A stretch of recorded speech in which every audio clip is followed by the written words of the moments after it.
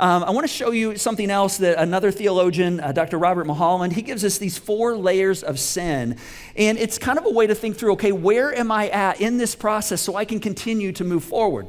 And so the first layer that he talks about is something called gross sins. Now, gross is not like yucky, all right? It's not like, oh gosh, that's so gross. All right, gross means like major or massive. Gross is like when you step back and you go, oh my gosh, I totally blew it right there. That was horrible.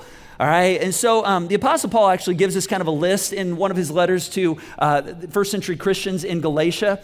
And here's what he says. He lists a whole bunch of things. They're kind of gross sins. He says this is sexual immorality, impurity, debauchery, idolatry, witchcraft, hatred, discord, jealousy, fits of rage. Just totally blow up on somebody. And you go, oh my gosh, that was horrible. I so shouldn't have done that. All right, selfish ambition, dissensions, factions, envy, drunkenness, orgies, and the like. He says, I warn you, as I did before, those who live like this will not inherit the kingdom of God. Meaning, when you're experiencing these things, they're going to take you further and further away from more joy, more peace, and more goodness.